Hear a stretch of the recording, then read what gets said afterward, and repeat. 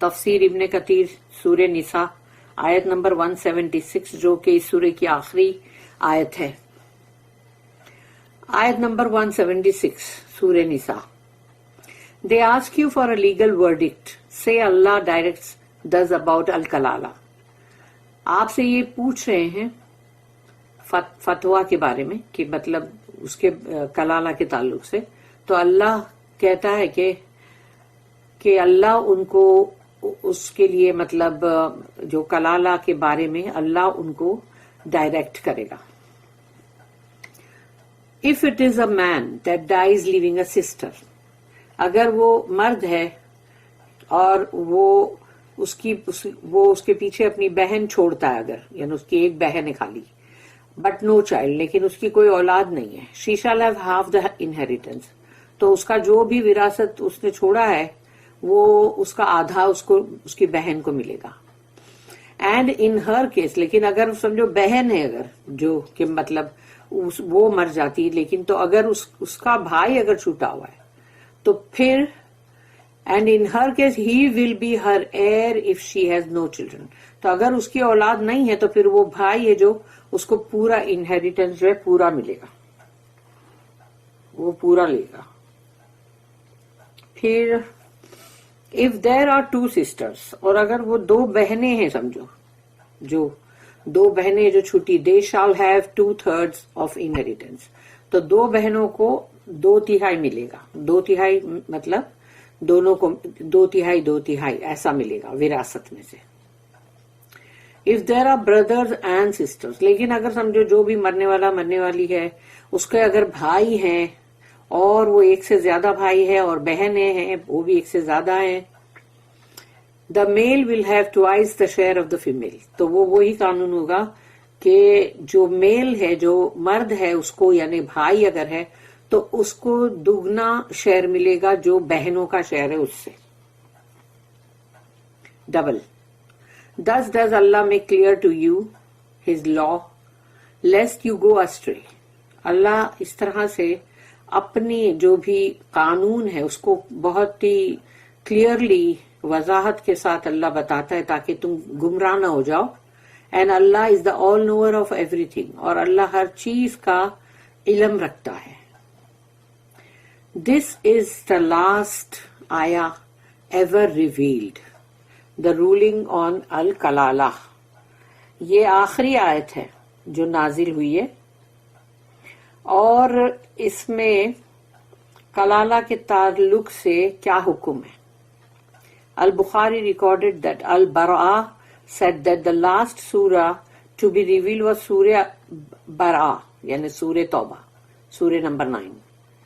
تو یہ البرا جو ہے یعنی ان کا کہنا ہے کہ مطلب سورہ برا جو ہے وہ سورہ توبہ ہے، وہ آخری جو ریویل ہوئی. اینڈ دا لاسٹ آیا، اور آخری آیت جو نازل ہوئی، دا لاسٹ آیا ٹو بی ریویلڈ واز یستفتونک، یعنی کہ یہ 176 آیت آف سورہ نساء.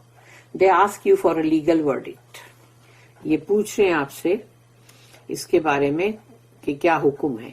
Imam Ahmad recorded that Jabir bin Abdullah radiyallahu anhu said, the messenger of Allah came visiting me when I was so ill that I fell unconscious. رسول اللہ یعنی یہ جابر بن عبداللہ رضی اللہ عنہ جو ہے ان کی یہ بتائی ہوئی حدیث ہے کہ رسول اللہ صلی اللہ علیہ وسلم جو ہے وہ مجھے دیکھنے کے لیے عیادت کے لیے، کیونکہ میں بہت بیمار تھا اور میں بے ہوش ہو گیا تھا. He performed ablution and poured the remaining water on me. انہوں نے وضو کیا اور جو بچا ہوا پانی تھا وہ مجھ پہ ڈالا، اور had it poured on me، اور یا پھر ہو سکتا کہ انہوں نے وضو کا پانی ان کے اوپر ڈالا. When I regained consciousness، تو جب مجھے ہوش آیا، I said I will only leave inheritance through kalala، تو میں تو کلالہ کے تھرو مطلب میرا جو بھی مطلب جو وراثت ہے اس کو چھوڑوں گا. So what about the inheritance that I leave behind, تو میرے پیچھے جو میں چھوڑوں گا اس کے بارے میں کیا ہے اس کے بارے میں.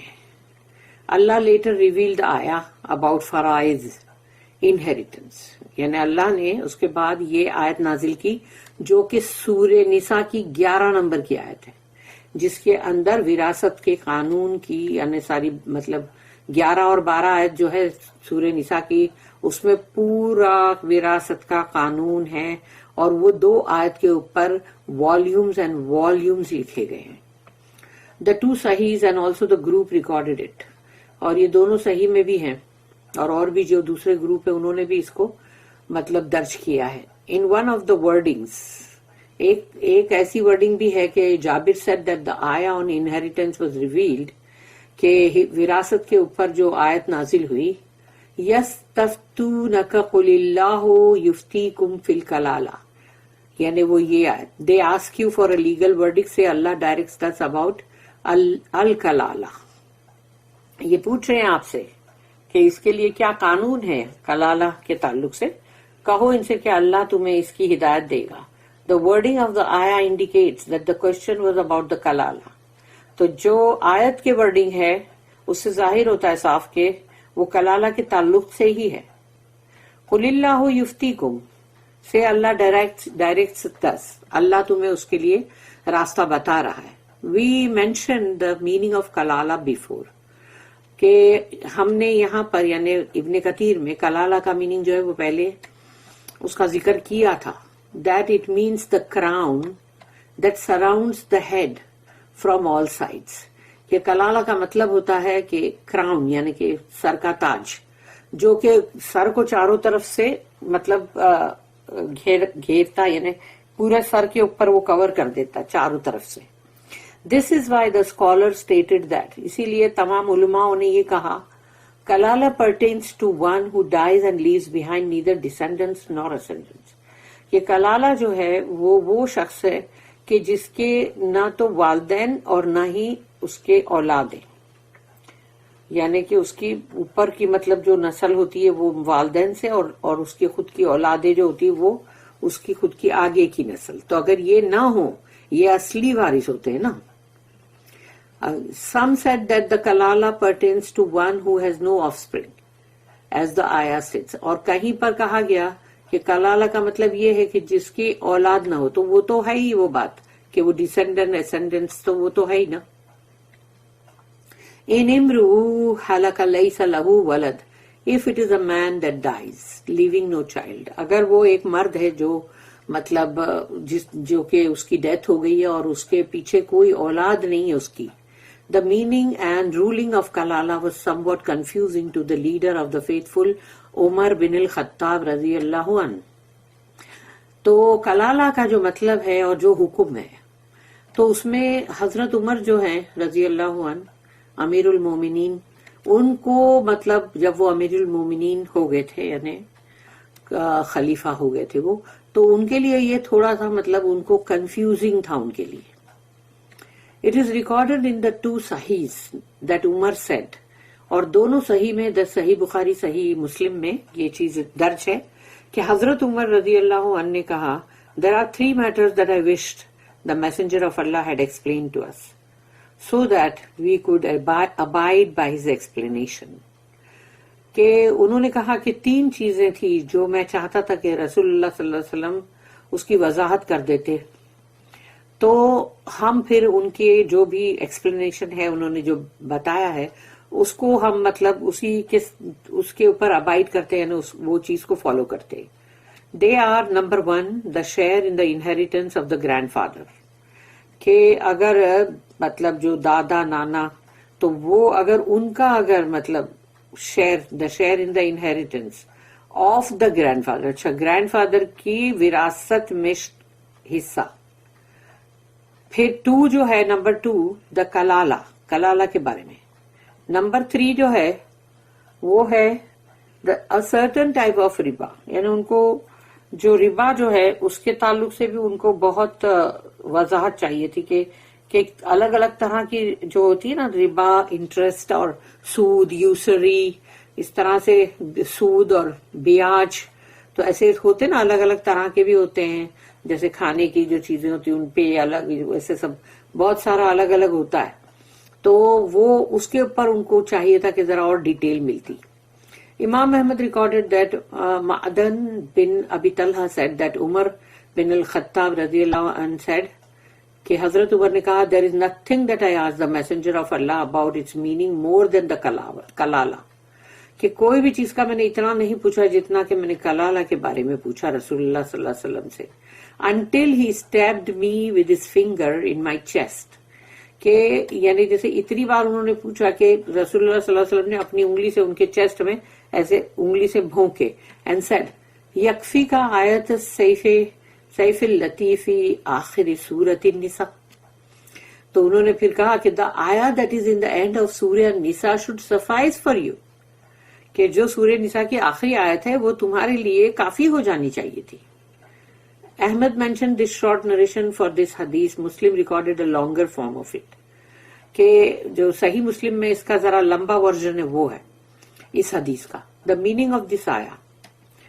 Allah said کہ یہ آیت کا مطلب کیا ہے. In imru'u halaka. If it is a man that dies. اگر وہ ایک مرد ہے جو کہ کلالہ ہے اور وہ مر جاتا ہے. Allah said in another ayah. اللہ ایک اور آیت میں کہتا ہے اور وہ ہے سورہ نمبر 28 سورہ القصص آیت نمبر 88. کل شیء ہالک الا وجہہ، everything will perish save his face.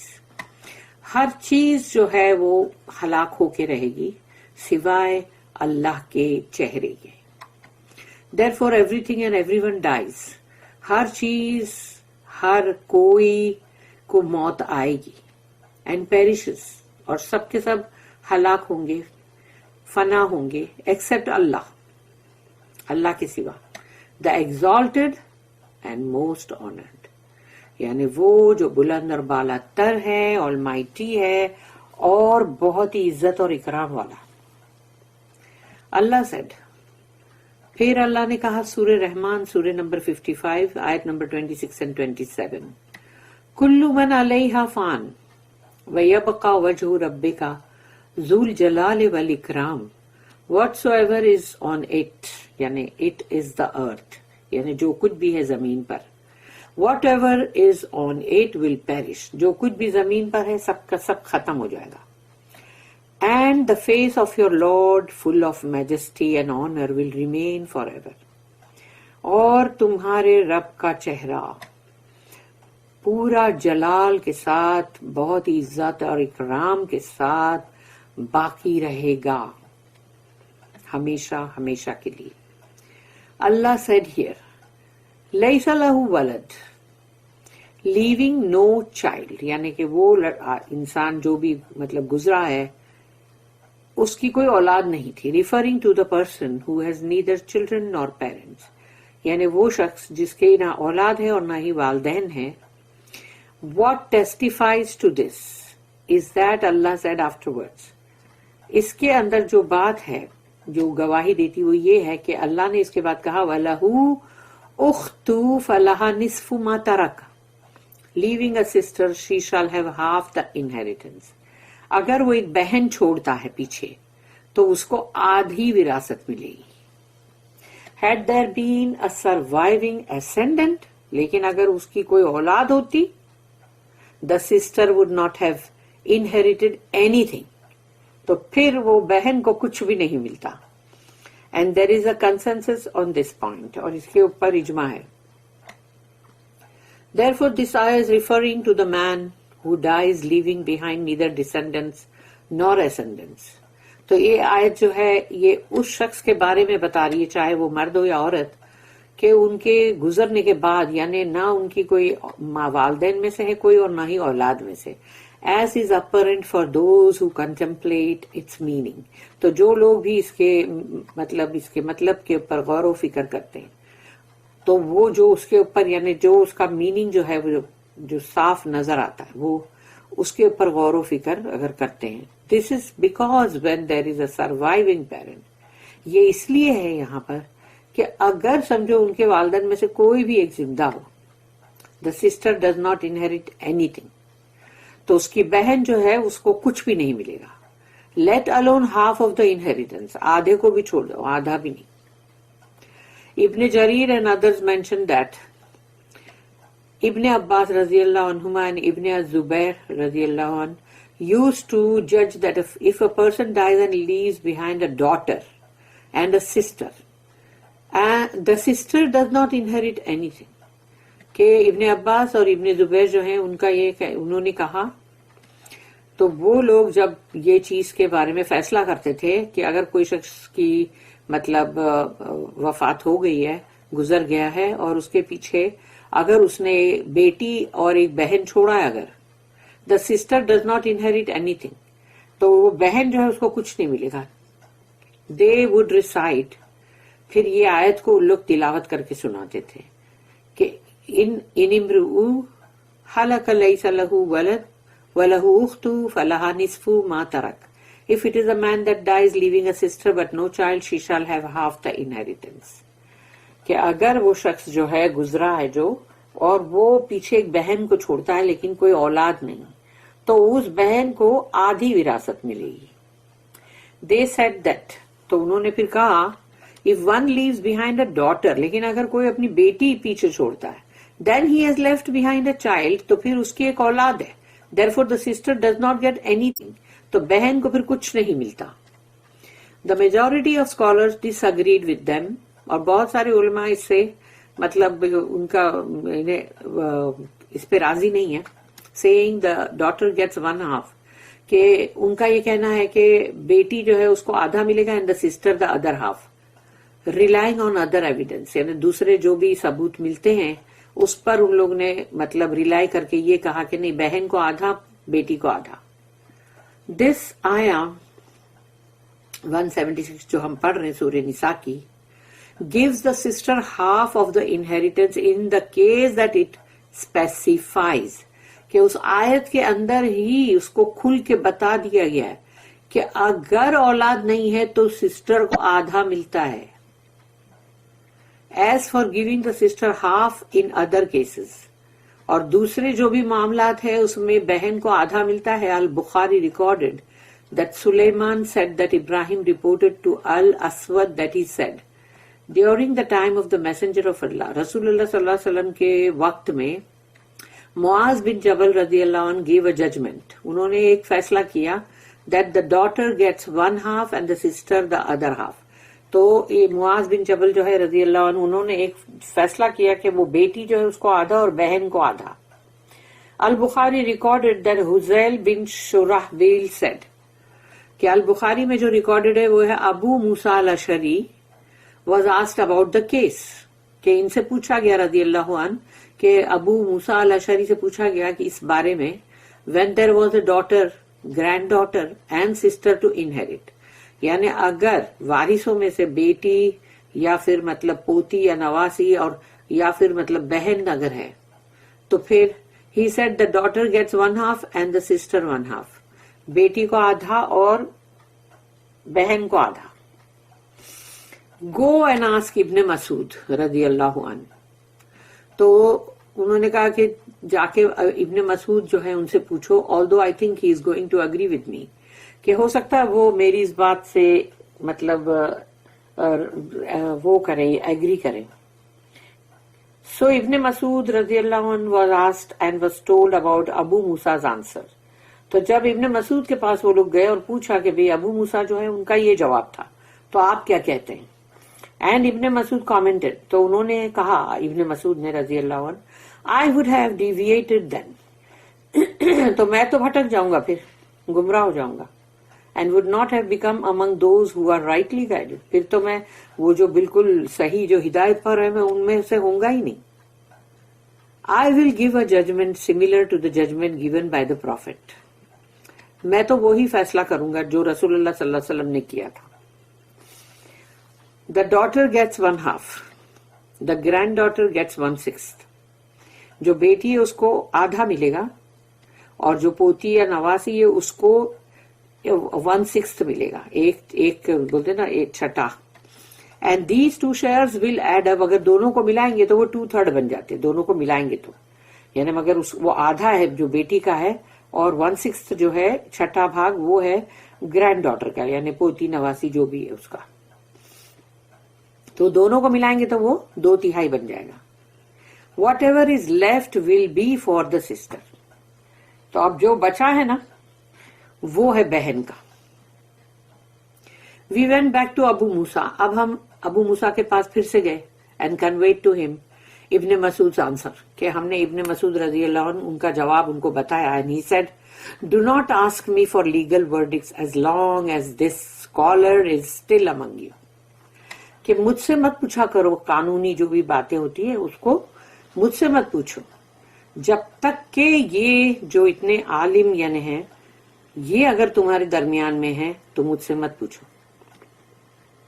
Allah then sad اللہ نے کہا وَهُوَ يَرِثُهَا إِن لَّمْ يَكُن لَّهَا وَلَدٌ and he will be her heir if she has no children.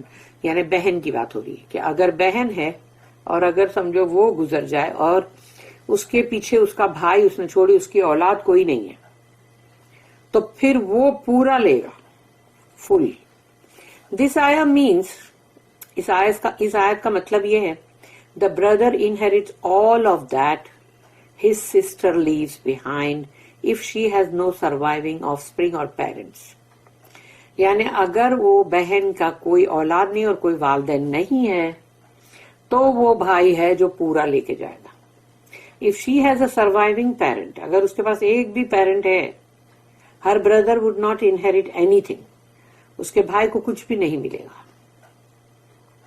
if there is someone who gets a fixed share in the inheritance اور جو کہ آیت number 11 اور 12 میں سورہ نساء کی بتایا گیا سب کے فکسڈ شیئر ہے اس میں تو وہ فکسڈ شیئر جس کو مطلب ملنا چاہیے اگر ان میں سے کوئی لوگ زندہ ہے سچ ایز اے ہسبینڈ اگر اس کا شوہر ہے اور ہاف بردر یعنی کہ فرام دا مدر سائڈ یعنی ماں کی طرف سے آدھا جو بھائی ہوتا ہے جیسے کہ مطلب ماں سیم ہے اور باپ الگ ہے تو they take their share تو ان کا جو فکس شیئر ہے وہ لے لیں گے and the rest goes to the brother اور جو بھائی ہے سگا اس کو پھر جو بچا ہوا پورا شیئر اس کو ملے گا. ان کے لیے ان کا ہسبینڈ کا اور یہ ہاف بردر کا مطلب اللہ نے بتا دیا ہے اس آیت میں کہ کیا ان کا حصہ ہے. It is recorded in the two Sahihs that Ibn Abbas radiyallahu anhuma said the messenger of Allah sallallahu alaihi wasallam said یہ دونوں ہی صحیح میں تھا صحیح بخاری صحیح مسلم میں کہ رسول اللہ صلی اللہ علیہ وسلم نے کہا الحق الفرائض بأہلها فما ابقت الفرائض فلأولی رجل ذکر give the فرائض to its people جو بھی فرائض ہے وہ ان لوگوں کو ادا کر دو دے دو ان کو جو اللہ نے فرائض بنایا ہے اس کے مطابق سب لوگوں کو دے دو and whatever is left لیکن جو بچے گا is the share of the nearest male relative اور جو بچے گا پھر اس سے جو سب سے قریبی مطلب جو بھی مطلب لڑکوں میں جو رشتہ دار ہے اس کو ملے گا. اللہ said فَإِن كَانَتَ اثْنَتَيْنِ فَلَهُمَا الثُّلُثَانِ مِمَّا تَرَكَ if there are two sisters اور اگر دو بہنیں ہیں بچ گئی مطلب they shall have 2/3 of the inheritance تو ان کی بہن یا ان کا بھائی جو بھی گزرا ہے تو بچی دو بہنیں ہیں تو ان دو بہنوں کو 2/3 ملے گا. Meaning of the person who dies in کلالہ ہیز 2 sisters کہ سمجھو ایک بندہ ہے اس کی 2 بہنیں ہیں اور اس کی یعنی کہ مطلب موت ہو جاتی ہے اور 2 بہنیں جو ہے وہ رہ جاتی ہیں they get 2/3 of the inheritance تو ان کو 2/3 ملے گا دونوں بہنوں کو. more than 2 sisters share in the 2/3 لیکن اگر 2 بہنوں سے زیادہ بہنیں ہیں 3 4 5 جو بھی تو وہ 2/3 میں سے ہی ان کا حصہ بنے گا. From this ayah the scholars took the ruling regarding the 2 daughters or more اور اسی آیت سے علماء نے یہ مطلب رولنگ جو ہے کہ کیا اس کا حکم ہے وہ انہوں نے 2 بیٹیوں کے تعلق سے لیا اور مور یا اس سے زیادہ ہو تو that they share in the 2/3 کہ ان کا حصہ 2/3 میں ہی ہوگا خواہ 2 ہو یا 2 سے زیادہ ہو. just as the share of the sisters جیسے کہ بہنیں اگر 2 یا 2 سے زائد ہو بہنیں was taken from the ayah about the daughters کہ بہنوں کے تعلق سے بھی یہ بہن یعنی مطلب جو بیٹیاں ہیں ان کے بارے میں بھی اسی آیت سے ہی لیا گیا ہے. فَإِن كُنَّ نِسَاءَ فَوْقَ اثْنَتَيْنِ فَلَهُنَّ ثُلُثَ مَا تَرَكَ if there are only daughters اگر ان کی بیٹی 2 اور more, 2 یا 2 سے زیادہ, their share is 2/3 of the inheritance, ان کا حصہ جو ہے. اور یہ ہے سورہ نساء کی 11 نمبر کی آیت کے اندر, جس میں کہ اللہ نے یہ کہا کہ اگر وہ بیٹی 2 سے زائد ہیں تو ان کا 2/3 کے اندر ہی حصہ بنے گا. اللہ said وَإِن كَانُوا إِخْوَةً رِجَالًا وَنِسَاءً فَلِلذَّكَرِ مِثْلُ حَظِّ الْأُنثَيَيْنِ.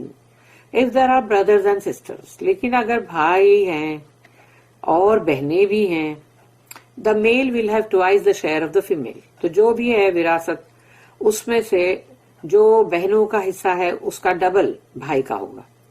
This is the share that the male relatives, یعنی son, grandsons, brothers, جو بھی میل ریلیٹیوز ہیں یعنی بیٹے یا پھر پوتے اور نواسے یا بھائی, یہ ان کے لیے ریگولرلی جو ان کو ملتا ہے ہمیشہ, they regularly get, that is twice as much as the female gets. اور جو بھی فیمیل ہے, جو بھی عورت ہے, اس سے دگنا.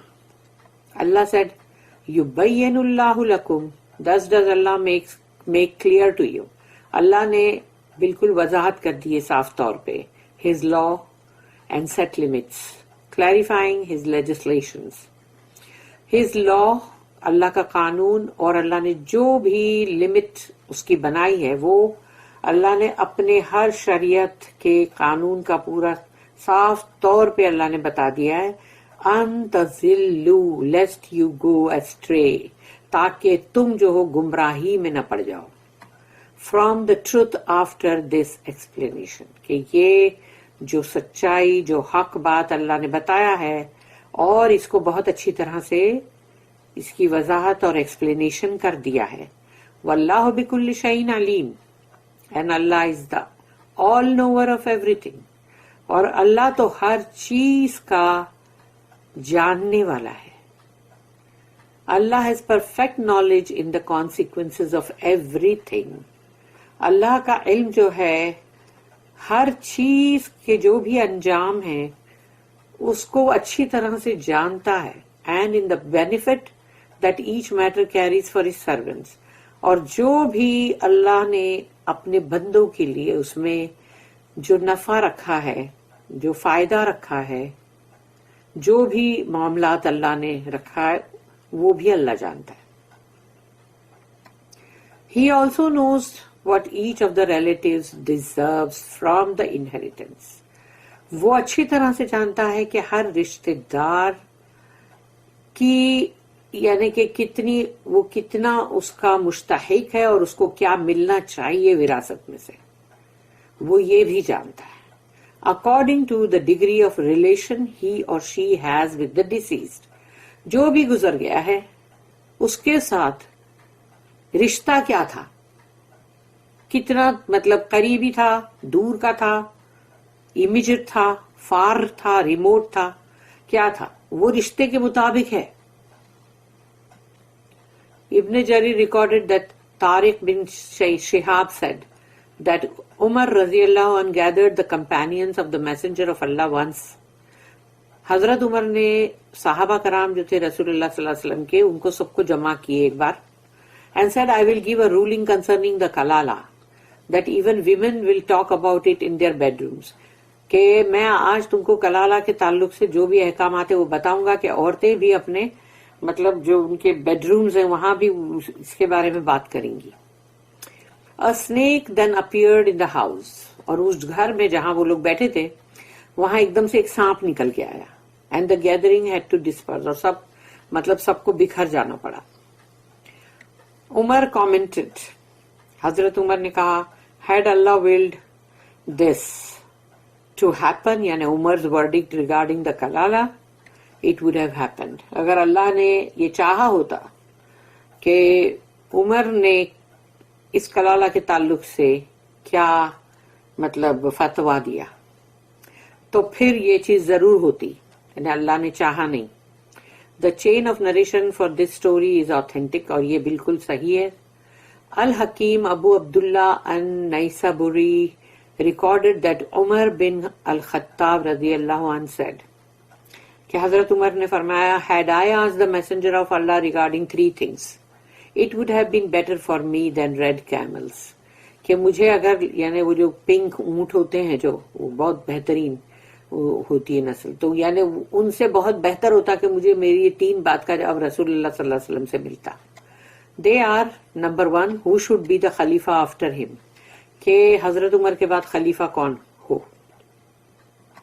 Second, about a people who said, we agree to pay zakah, but not to you, meaning to the khalifa, if we are allowed to fight them.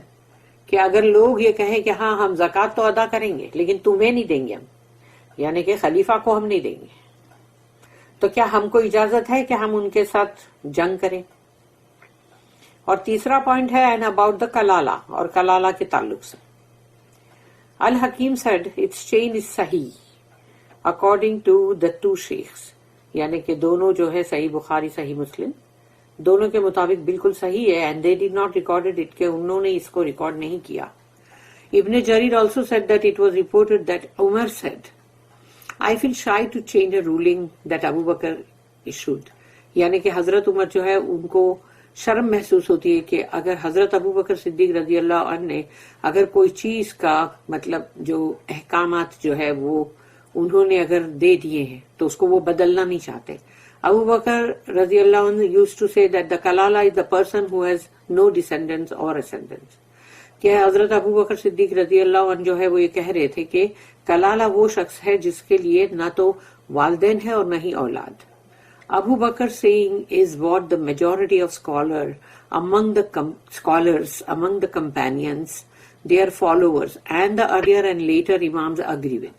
تو حضرت ابو بکر صدیق جو ہے ان کا جو کہنا ہے وہ وہی ہے جو زیادہ میجورٹی جو علماء اور جو صحابہ کرام میں سے اور ان کی اتباع کرنے والے اور جو بھی پہلے کے اور بعد کے امام جو آئے وہ سب اس سے مطلب ایگری کرتے ہیں. This is also the ruling that the Quran indicates, اور پھر قرآن کے اندر بھی تو یہی بات ہے نا. For Allah stated that he has explained and made plain the ruling of the کلالہ، کہ اللہ نے کہہ دیا کہ کلالہ کے تعلق سے جو بھی احکامات ہیں اس کو اللہ نے اچھی طرح سے بیان کر دیا ہے. when he said، جب اللہ نے کہا یبین اللہ لکم ان تذلوا واللہ بکل شیء علیم، thus does Allah makes clear to you his law lest you go astray and Allah is the all knower of everything، کہ اللہ نے ہر چیز کو صاف طور پہ بیان کر دیا ہے اس کے احکامات تاکہ تم گمراہ نہ ہو جاؤ، اور اللہ جو ہے وہ ہر چیز کا علم رکھتا ہے. and Allah knows best. This is the end of the tafsir of Surah An-Nisa. یہاں پر سورہ نساء کی تفسیر جو ہے وہ اختتام اس کا ہوتا ہے. اللہ may he be glorified and exalted is the guide to the right way، اور اللہ سبحانہ تعالی جو ہے وہی ہے ہمارے لیے جو ہم کو صحیح راستے کی ہدایت دے. آمین یا رب العالمین. بارک اللہ لی ولکم فی القرآن العظیم ونفعنی وإیاکم بالآیات والذکر الحکیم. سبحان اللہ وبحمدہ، سبحانک اللہم وبحمدک، نشہد ان لا الہ الا انت، نستغفرک ونتوب الیک. ربنا تقبل منا انک انت السمیع العلیم وتب علینا انک انت التواب الرحیم. وما توفیقی الا باللہ علیہ توکلت والیہ انیب. وآخر دعوانا ان الحمد للہ رب العالمین. وصلی اللہم علی نبینا محمد وعلی آلہ وصحبہ وسلم. آمین.